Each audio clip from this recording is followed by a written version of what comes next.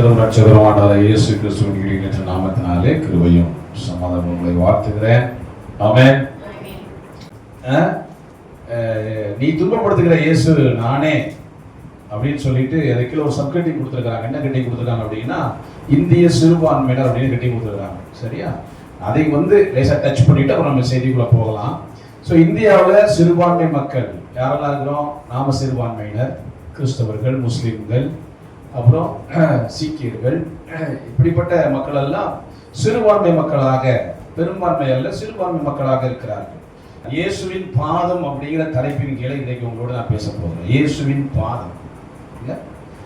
நேருடைய பாதங்கள் எங்க ஓடுது? தீவினை செய்ய ஓடுகிறது, விபச்சாரி வீட்டை நோக்கி ஓடுகிறது, களவு செய்ய ஓடுகிறது. ஆனால் ஆண்டவருடைய பாதம் எங்கெல்லாம் சென்றதோ அங்கெல்லாம் அற்புதம் நடந்துச்சு. அல்லேலூயா. ஆண்டவர் இந்த 3.5 ஆண்டுகள் இந்த உலகத்தில் ஊழியம் செய்தார். 3.5 ஆண்டுகளும் அவர் தேடி தேடி தேடி தேடி தேடி தேடி தேடி சென்று ஆத்துமாக்களை ஆதாயப்படுத்தினார். ஒதுக்கப்பட்ட ஒரு ஜனத்தை ஒரே ஒரு மகளுக்காக தேடி செல்லுகிறார். சாப்பிடாம கொள்ளாம தன்னுடைய நேரத்தை அவளோடு செலவழிக்கிறார். அவளை மாத்திரமல்ல, அந்த அந்த அந்த கிராமத்தாரையே ஆண்டவர் ரட்சிக்கிறார். அல்லேலூயா, அல்லேலூயா. லூக்கா எழுதின சுவிசேஷம் 10ஆம் அதிகாரம் 38-39 வசனங்களை வாசிக்கும் போது முதலாவது தலைப்பு இயேசுவின் பாதத்தில் அமர்ந்திரு. நம்ம எங்க உட்காரணும்? இயேசுவின் பாதத்துல உட்காரணும். நம்ம எங்க உட்கார்றோம்? டிவி பிடிக்கு கீழே உட்கார்றோம். அல்லேலூயா. நம்ம தானே? ஆமாவா இல்லையா? எங்க போனாலும் வீட்டுல முதல்ல வரவேற்பு காலம் பெரிய ஒரு கருப்பு கலர் மாட்டி வச்சுக்கிறான் இல்லையா? எந்த வீட்டுக்கு போனாலும் சரி, பெரிய தீர்க்கதரிசியா கூட இருக்கட்டும், அங்கேயும் டிவி கண்டிப்பா இருக்குதான். சரி, இல்ல இல்லாம இல்ல. ரைட். இயேசுவின் பாதத்தில் அமர்ந்திருக்க நாம் அழைக்கப்படுகிறோம். லூக்கா எழுதின சுவிசேஷம் 10ஆம் அதிகாரம் 38-39 வசனத்தை வாசிக்கும் போது, இயேசு ஒரு கிராமத்தில் பிரவேசித்தார். அங்கே மார்த்தாள் என்னும் பெயர் கொண்ட ஒரு ஸ்திரீ அவரை தன் வீட்டிலே ஏற்றுக்கொண்டார். அவளுக்கு மரியாள் என்ற ஒரு சகோதரி இருந்தால். அவள் இயேசுவின் பாதத்தருகே உட்கார்ந்து, அல்லேலூயா, ஆமென், என்ன பண்ணிட்டா? அப்போ அவளுக்கு தெரிகிறது ஆண்டவருடைய பாதத்தில் வல்லமை இருக்கிறது என்பது அவளுக்கு தெரிகிறது. அவர் பாதத்தருகே உட்கார்ந்தா நமக்கு நன்மை நடக்கும் என்று அவளுக்கு தெரிகிறது. ஆமென். எனக்கு அருமையானவர்களே, இந்த உலகத்துல அநேக குரூப் இருக்கிறாங்க. என்ன எதுக்கு? காலை பிடிச்சு வாழ்ற குரூப் இருக்கிறாங்களா இல்லையா? காலை பிடிச்சா வாழலாம்னு சொல்லிட்டு இல்ல. ஆனால் ஆண்டவருடைய பாதத்திலே அமர்ந்திருப்பதில் வீழ்வதை குறித்து அநேகர் வெட்கப்படுகிற சூழ்நிலை காண்கிறோம். ஆனால் இங்கே மரியாள் ஆண்டவருடைய பாதத்தருகே உட்கார்ந்து அவருடைய வசனத்தை கேட்டுக்கொண்டிருந்தார் என்று சொன்னால், ஆண்டவருடைய பாதத்திலே அமர்ந்து வசனத்தை கேட்கும் போது அந்த வசனம் நம்மை வாழ வைக்கும் என்பதை மரியாள் அறிந்திருந்தார். அல்லேலூயா. நேசரின் பாதம் அமர்ந்து நான் ஜெபிக்கையிலே துன்பம் மறைந்து போகும், என் வாழ்வில் இன்பம் கலந்திருக்கும், அற்புதம் நடக்கும், என் வாழ்வில் அதிசயம் பிறக்கும், என் வாழ்வில் அதிசயம் பிறக்கும். நேசரின் பாதம். அல்லேலூயா.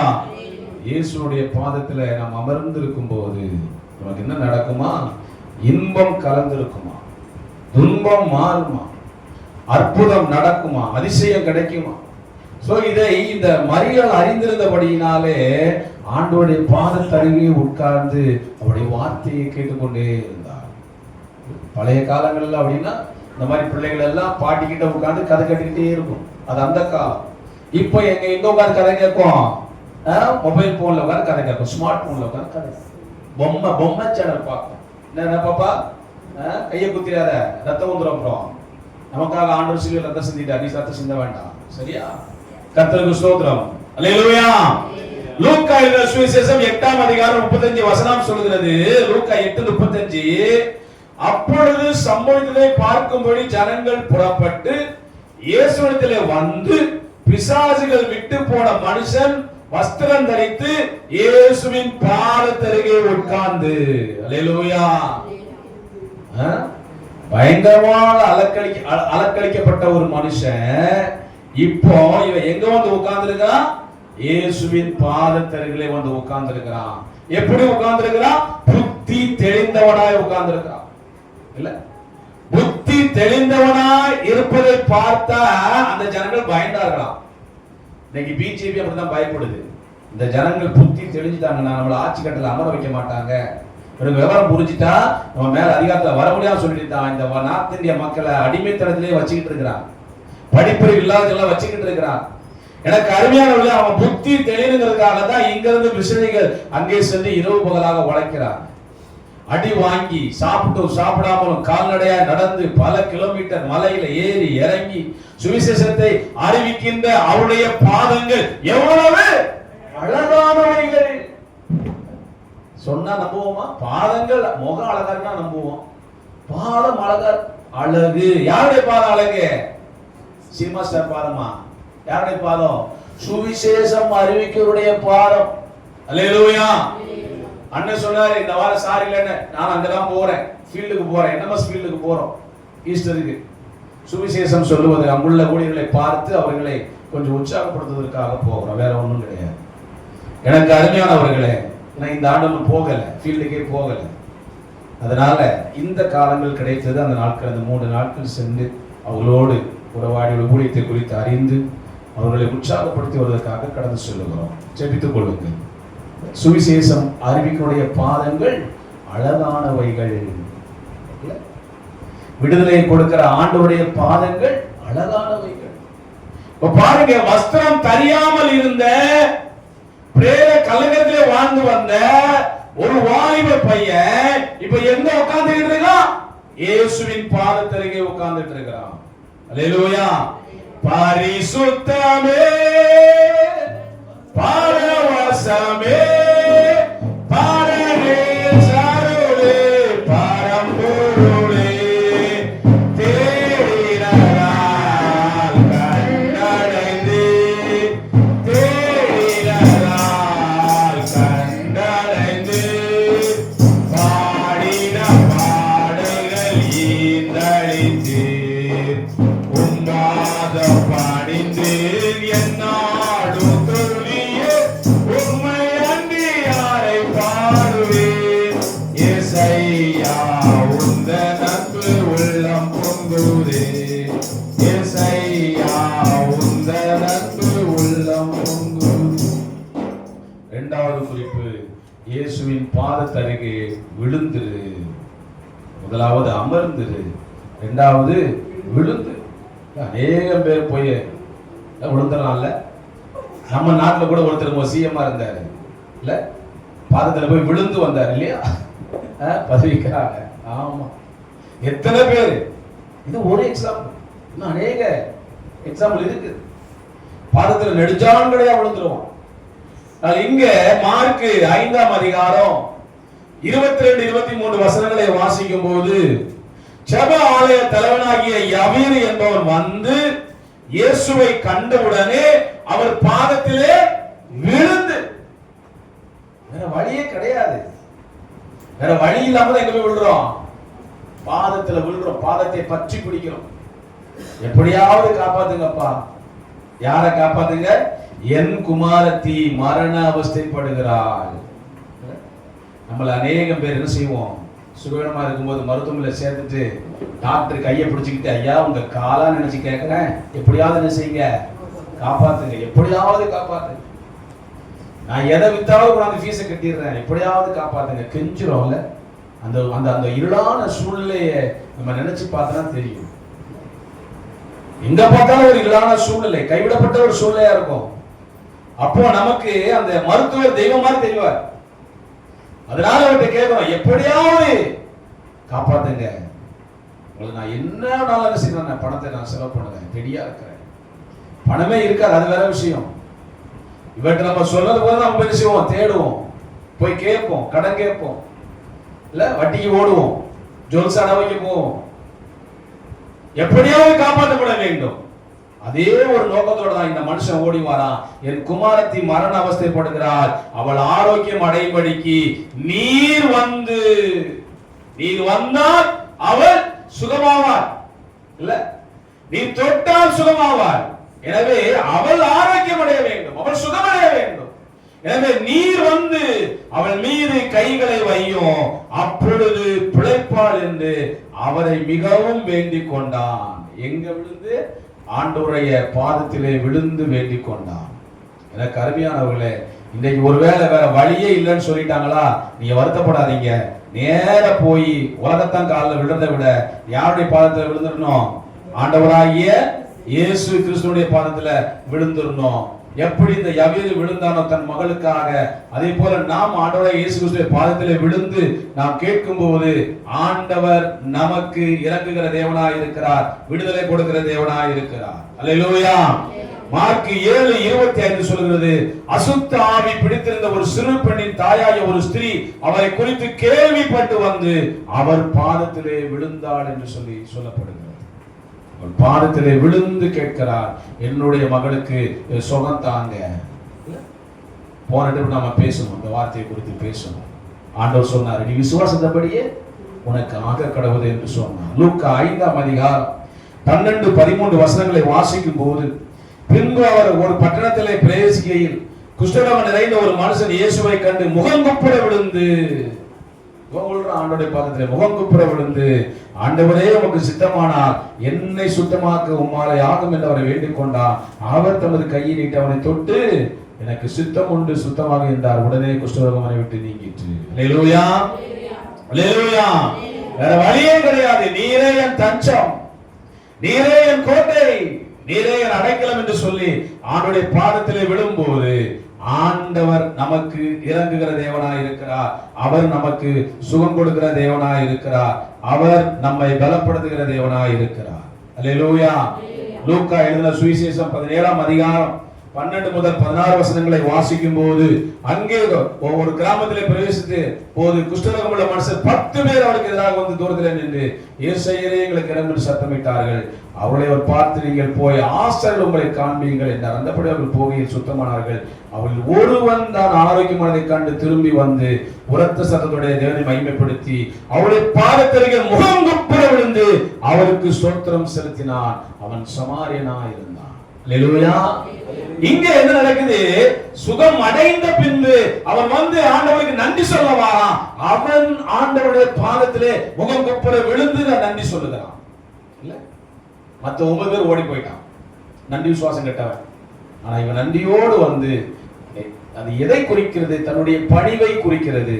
இந்த அளவுக்கு நான் பணிந்து ஆண்டவரை தொழுது கொள்கிறேன் என்று சொல்லி இல்ல, நாம பாட்டு மட்டும் பாடுவோம். தொழுகிறோம் எங்கள் பிதாவே பொழுதெல்லாம் ஆவி உண்மையுடனே, தொழுகிறோம் எங்கள் பிதாவே பொழுதெல்லாம் ஆவி உண்மையுடனே, பரிசுத்த அலங்காரத்துடனே தரிசிப்பதினா சரணம் சரணம், பரிசுத்த அலங்காரத்துடனே தரிசிப்பதினா சரணம் சரணம், தொழுகிறோம் எங்கள் பிதாவே பொழுதெல்லாம் ஆவி உண்மையுடனே. யோவான் 11:32, இயேசு இருந்த இடத்தில் மரியாள் வந்து அவரை கண்டவுடனே அவர் பாதத்தில் விழுந்து, ஆண்டவரே நீர் இங்கே இருந்தீரானால் என் சகோதரன் மரிக்க மாட்டான் என்றார். நடந்த சம்பவம் என்ன? ஆண்டவராகிய இயேசு கிறிஸ்து மரித்து 4 நாளாய் நாறிப்போன லாசருவை உயிரோடு எழுப்பினார். ஆமென். வாழ்க்கையில ஒண்ணுமே வழியில நினைக்கிறீங்களா? இன்னைக்கு நீங்கள் எப்படி இவர்கள் ஆண்டவருடைய பாதத்திலே அமர்ந்திருந்தார்களோ, ஆண்டவருடைய பாதத்திலே விழுந்து வணங்கினார்களோ, அதே போல நீங்க விழுந்து கேட்கும் போது ஆண்டவர் உங்களுடைய பணிவை பார்த்து அவர் இறங்குகிற தேவனாய் இருக்கிறார். மூன்றாவதாக, இயேசுவின் பாதத்திலே வைத்திடு, இயேசுவின் பாதத்திலே வைத்திடு. மத்தேயு 15ஆம் அதிகாரம் 29ஆம் வசனம் முதல் 31ஆம் வசனம் வரை வாசிக்கும் போது, இயேசு அவ்விடம் விட்டு புறப்பட்டு கலிலேயா கடலிலே வந்து ஒரு மலை மீது அங்கே உட்கார்ந்தார். அப்பொழுது சப்பானிகள், குருடர், ஊமையர், ஊனர் முதலிய அநேகரை திரளான ஜனங்கள் கூட்டிக் கொண்டு இயேசுவிடத்திலே வந்து அவர்களை அவர் பாதத்திலே வைத்தார்கள். அவர்களை அவர் சுஸ்தப்படுத்தினார். அல்லேலூயா. உன்னால அமர்ந்திருக்க முடியல, உன்னால விழுந்திருக்க முடியல அப்படின்னா அட்லீஸ்ட் அவர் பாதத்திலேயாவது வச்சிரு. இல்ல, அவருடைய பாதத்திலேயாவது வச்சு பல்வேறு விதமான வியாதிப்பட்டவர்களை அவருடைய பாதத்திலே வந்து வைத்த போது தேவன் அவர்களை சுஸ்தப்படுத்தினார். ஊமையர் பேசுகிறதையும், ஊனர் சுஸ்தமடைகிறதையும், சப்பானிகள் நடக்கிறதையும், குருடர் பார்க்கிறதையும் ஜனங்கள் கண்டு ஆச்சரியப்பட்டு இஸ்ரவேலின் தேவனை மகிமைப்படுகிறார் என்று வேதத்திலே வாசிக்கிறோம். அல்லேலூயா. இன்றைக்கு நாம் இஸ்ரவேலின் தேவனை மகிமைப்படுத்துவர்களாக இந்த இடத்தை விட்டு நாம் கடந்து செல்ல நாம் ஆசைப்படுகிறோம். அல்லேலூயா. வந்தவண்ணமாக அல்ல, நாம் ஆண்டவராக இயேசு கிறிஸ்துவை மகிமைப்படுத்தினவர்களாக இந்த இடத்தை விட்டு கடந்து செல்ல தேவன் நம்மை அழைத்திருக்கிறார். கடைசியாக மார்க் எழுதின சுவிசேஷம் 6ஆம் அதிகாரம் 55, 56 வசனங்களை வாசிக்கும் போது, அந்த சுற்றுப்புறம் எங்கும் ஓடி திரிந்து பிணியாளிகளை படுக்கைகளிலே கிடத்தி அவர் வந்திருக்கிறார் என்று கேள்விப்பட்ட இடங்களில் எல்லாம் சுமந்து கொண்டு வந்தார்கள். ஆண்டவர் வந்திருக்கிறார், இயேசு வந்திருக்கிறார் அப்படின்னு எங்கெல்லாம் கேள்விப்பட்டாங்களோ அங்க இருந்தெல்லாம் இந்த ஜனங்கள் வியாதிப்பட்டவர்களை சுமந்து கொண்டு வந்தார் என்று விதத்திலே வாசிக்கிறோம். அல்லாமலும் அவர் பிரவேசித்த கிராமங்கள், பட்டணங்கள், நாடுகள் எவைகளோ அவைகளின் சந்தை வெளிகளிலே, சந்தை வெளியில அங்க கூட்டம் அதிகமா இருக்கும். சந்தை வெளிகளில அந்த இடத்துல சந்தை வெளிகளிலே வியாதிக்காரரை வைத்து அவருடைய வஸ்திரத்தின் ஓரத்தை ஆகிலும் அவர்கள் தொடும்படி உத்தரவாக வேண்டும் என்று அவரை வேண்டிக் கொண்டார்கள். அவரை தொட்ட யாவரும் சொஸ்தமானார்கள். அல்லேலூயா. ஒரு 10 வருஷத்துக்கு முன்னால இந்தியாவில் ஒரு சம்பவம் நடந்துச்சு. 10 வருஷம் நினைக்கிறேன். ஆமா, ஒரு பெண்ணு வந்து ஒரு சாமியை போய் தொட்டாளாம். உடனே சாமி தீட்டாயிடுச்சு அப்படின்னு சொல்லி என்ன பண்ணாங்க, முழுசும் கழுவி விட்டாங்க. புரியுதா புரியலையா? பெண் சாமியை தொட்டால் சாமி தீட்டுப்பட்டுருச்சு. இங்க என்ன சொல்லுது, யாவரும் அவருடைய வஸ்திரத்தை ஓரத்தையும் தொட்டு ஓடுனாங்க. தொட்ட எல்லாரும் அவர் கடவுளா இவர் கடவுளா? அல்லேலூயா. எனக்கு அருமையானவர்களே, நேற்றும் இன்றும் என்றும் மாறாத ஆண்டவர் நம்முடைய ஆண்டவர். அதனால உங்களுடைய பாரங்களை, உங்களுடைய எண்ணங்களை, உங்களுடைய ஏக்கங்களை எல்லாவற்றையும் ஆண்டவருடைய பாதத்திலே வைத்துவிட தேவன் அழைக்கிறார். ஆண்டவருடைய பாதத்திலே அமர்ந்து, ஆண்டவருடைய பாதத்திலே விழுந்து, ஆண்டவருடைய பாதத்திலே வைத்து, எதுல எந்த விஷயங்களில வாழ்க்கையில அற்புதம் வேணும்னு நினைச்சுக்கிட்டு இருக்கியோ, வெற்றி வேணும்னு நினைச்சுக்கிட்டு இருக்கியோ, சுகம் வேணும்னு நினைச்சுக்கிட்டு இருக்கியோ, தேவன் இன்றைக்கு அநேக விஷயங்களை நம்ம பார்த்தோம். அவர்களுக்கெல்லாம் சுகம் கொடுத்த ஆண்டவர், வஸ்திரத்தின் ஓரத்தையாவது தொட்டாலும் சுகமான, போய் தொட்டா கூட சுகம் கொடுத்த ஆண்டவர் இன்றைக்கு இப்பொழுது ஆண்டவர் சுகம் கொடுக்க அவர் வல்லமையுள்ளவராக இருக்கிறார். அல்லேலூயா. அவர் மாறாத தேவன், நம்மை மறவாத தேவன். கண்களை மூடி நாம் ஜெபிப்போமா? ஆண்டவர் சோதரோடு நாம் ஜெபிப்போம். ஆண்டவரே, இந்த பரிசுத்த வாரத்தின் முதல் நாளிலே எங்களோடு பேசின வார்த்தைகளுக்காக நன்றி சாமி. உடைய பாதத்திலே அமர்ந்திருக்கிற சிலாக்கியத்தை எங்களுக்கு தாங்க. உடைய பாதத்திலே விழுந்து வணங்கக்கூடிய சிலாக்கியத்தை எனக்கு தாங்க. உடைய பாதத்திலே என்னுடைய பாரங்களை எல்லாம் வைத்து வைக்க கிருபைதா. கர்த்தர் மேல் பாரத்தை வைத்து விடு. அவர் உன்னை ஆதரிப்பார். அவர் உன்னை ஆதரிப்பார். அவர் ஒருவர்தான் உன்னை ஆதரிப்பார். அல்லேலூயா. என்னை கைவிடாதீரும் நாதா, என்ன நேரிடினோ,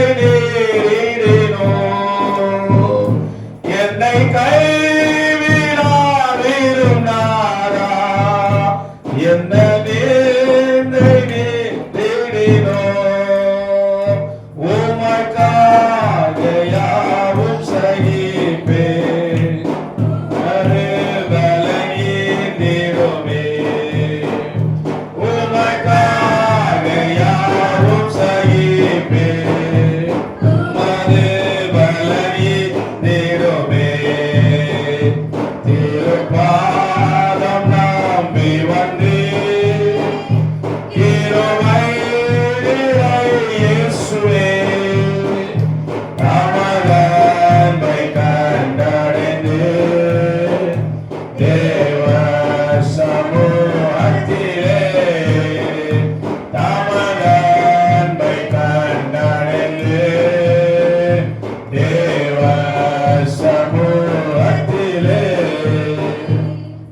நேசிக்கிறார் ஆண்டவரே. கிருபையாய் கொடுத்த இந்த பரிசுத்த வாரத்தின் முதல் நாளுக்காக நன்றி சொல்லுகிறோம். எங்களோடு பேசின வார்த்தைகளுக்காக நன்றி சொல்லுவோம். உங்களுடைய பாதத்திலே அமர்ந்திருக்க நீர் எங்களை தகுதிப்படுத்துவீரார். உங்களுடைய பாதத்திலே விழுந்திருக்க எங்களை தகுதிப்படுத்துவீரார். உங்களுடைய பாதத்திலே எங்களுடைய பாரங்களை எல்லாம் வைத்து விட கர்த்தாவே தகுதிப்படுத்துவீரார். அஸ்தத்தின் ஓரத்தை ஆகிலும் தொட்டால் அது சுகமாவே என்று சொல்லி நம்பி வந்தவர்களை கர்த்தர் சுகமாக்கினீர். தொட்ட யாரும் சொஸ்தமான விதத்திலே வாசி. இப்பொழுதும் யாரெல்லாம் ஆண்டவரை இயேசுவே என்னை தொடுங்கன்னு சொல்லி இப்படி சமூகத்திலே வேண்டுகிறார்களோ, என்னுடைய இதயத்தை தொடுங்க, என்னுடைய பலவீனத்தை மாற்றுங்க, என்னுடைய சரீர பலவீனம் நீங்கட்டும் என்று சொல்லி கர்த்தாவே யாரெல்லாம் உண்மையாய் நோக்கி கூப்பிடுகிறார்களோ ஆண்டவரே அவர்களை தொட வேண்டுமா நாங்கள் ஜெபிக்கிறோம். உடைய தொடுதலின் வல்லமையை உணர்வல்லாக இயேசுவின் நாமத்தினாலே அந்த வார கிரியைகள் அகலமுடியாக நாங்கள் ஜெபிக்கிறோம் ஐயா. வியாதியின் குணத்தை கர்த்தர் நீக்கி போடுவீராக. ஆண்டவரே இந்த நாளிலே ஒரு அற்புத சுகம் உண்டாகட்டும் ஆண்டவரே. உடைய பிள்ளைகளை சாட்சியாக நிறுத்துவீராக. தொடர்ந்து வருகின்ற ஒவ்வொரு நாளின் ஆராதனைகளை கர்த்தர் ஆசீர்வதிங்க. உங்க கருத்துல ஒப்பு கொடுத்து நாங்கள் ஜெபிக்கிறோம். இந்த இரவு உடைய பிள்ளைகளுக்கு சமாதானத்தின் இரவாக இருக்கட்டும் ஆண்டவரே. சந்தோஷத்தோடு கடந்து செல்ல உதவி செய்யுங்க. இயேசு மூலம் ஜெபிக்கிற ஜெபங்களும் பிதாவே. ஆமென் ஆமென். ஹல்லேலூயா.